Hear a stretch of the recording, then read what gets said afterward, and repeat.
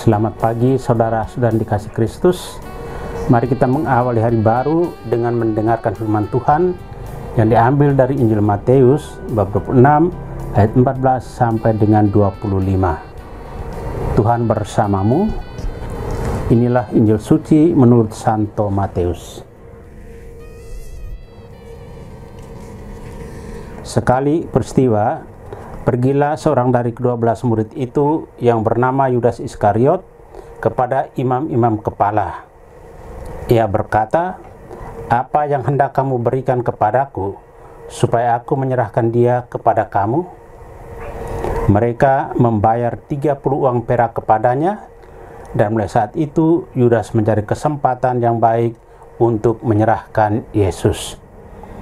Pada hari pertama dari hari raya roti tak beragi, datanglah murid-murid Yesus kepadanya dan berkata, "Di manakah engkau kehendaki kami mempersiapkan perjamuan Paskah bagimu?" Jawab Yesus, "Pergilah ke kota kepada si Anu dan katakan kepadanya, beginilah pesan guru, waktuku hampir tiba, di dalam rumahmu lah aku mau merayakan Paskah bersama-sama dengan murid-muridku." Lalu murid-murid melakukan seperti apa yang ditugaskan Yesus kepada mereka dan mempersiapkan Paskah. Setelah hari malam, Yesus duduk makan bersama dengan ke-12 murid itu. Dan ketika mereka sedang makan, ia berkata, "Aku berkata kepadamu, sesungguhnya seorang di antara kamu akan menyerahkan aku." Dan dengan hati yang sangat sedih berkatalah mereka seorang demi seorang kepadanya, "Bukan aku ya Tuhan?" Yesus menjawab, "Dia yang bersama-sama dengan aku mencelupkan tangannya ke dalam pinggan ini, dialah yang akan menyerahkan aku. Anak manusia memang akan pergi sesuai dengan yang ada tertulis tentang dia, tetapi celakalah orang yang olehnya anak manusia itu diserahkan. Adalah lebih baik bagi orang itu sekiranya ia tidak dilahirkan." Yudas yang hendak menyerahkan Yesus itu menyahut, "Bukan aku ya Rabi."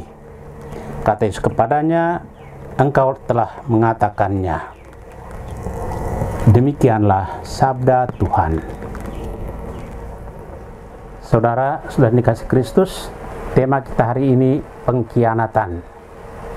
Dalam Injil hari ini kita mendengar tentang pengkhianatan seorang murid Yesus yang bernama Yudas Iskariot kepada gurunya. Salah satu alasan pengkhianatan adalah uang. Yudas yang suka akan uang itu rela menjual gurunya dengan harga 30 uang perak kepada para imam kepala. Uang inilah yang menjadi kelemahan Yudas sehingga ia melakukan segalanya demi kesenangannya itu, bahkan sampai harus menukar Tuhan gurunya dengan uang.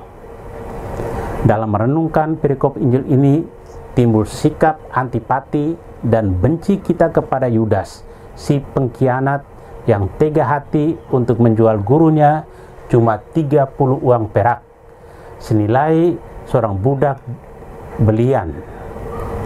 Namun, kalau mau jujur pada diri sendiri dan polos di hadapan Tuhan, apakah kita tidak menjadi Yudas-Yudas yang lain bila mana kita mulai meninggalkan prinsip-prinsip ajarannya hanya demi jabatan, pangkat, fasilitas-fasilitas yang mewah, atau iming-iming lain yang lebih menggiurkan?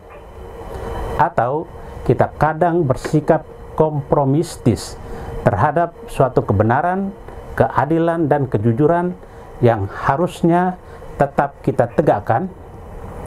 Kalaupun kita pernah bertindak sebagai seorang Yudas, Tuhan masih memberikan kesempatan untuk rendah hati, mengakuinya dan bertobat, asal kita mau membuka hati kita kepada Tuhan.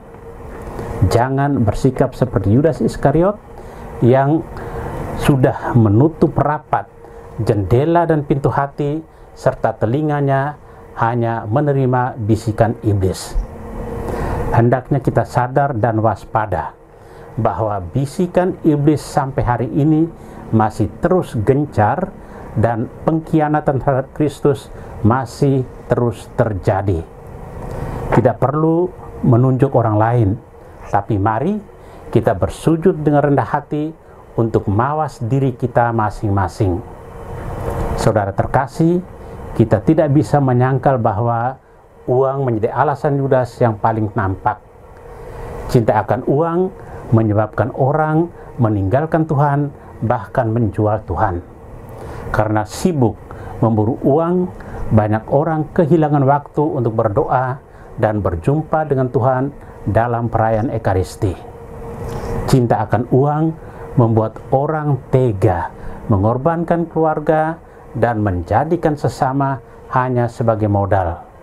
Kita juga tergoda untuk menilai orang lain berdasarkan uang.